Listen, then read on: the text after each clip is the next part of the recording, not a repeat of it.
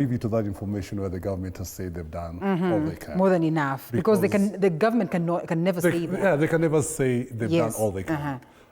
Basically, the security of the nation rests in the hand of the government, the executive. If I just start with the objects of the, if we go to the Constitution, that establishes all this, the objects of national security, establishment of the Defense Council and all that, it puts that power squarely in the hands not only of the executive, but of the Constitution. So even the constitutional bodies like the Police Commission and the other factors within the security sector, they're answerable to the Constitution. And it gives them the mandate to do everything that it takes to secure life and property.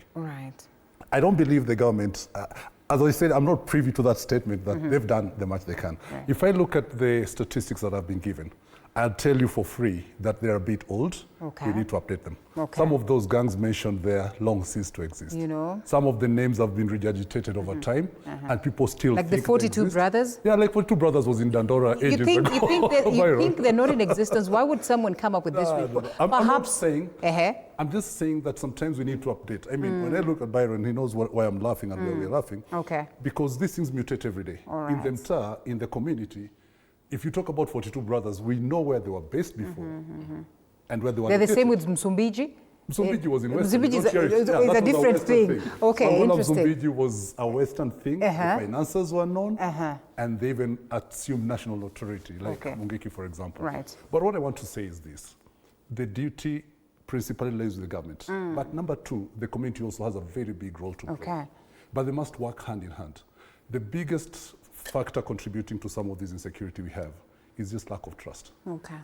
The community wants to give this information. They want to share it every given moment.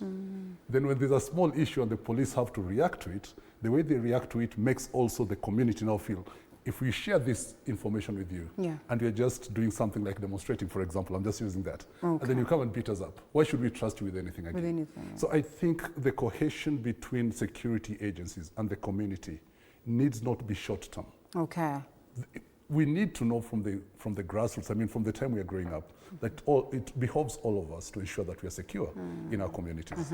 In Mathare, where we work, and where my brother knows why I'm talking about Mathare a lot, we've had 3 cases of people being knifed and killed. Well, I mean, the last time we spoke actually was on that case. Yeah, and I remember case 24, I mean, you guys came and covered that story. Byron knows that story. One of the kids, I think, has been taken up by Hon Sonko. The people who killed these people are known. They are known thugs, and they belong to gangs. Those gangs are not even mentioned in this list here. That's why I'm saying the list could have changed every other day. But then who protects these people? Because 3 months down the line, there's been no arrests.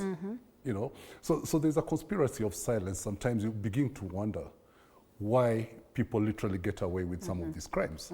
I want to say something about what I've heard on this, the brief. And the story.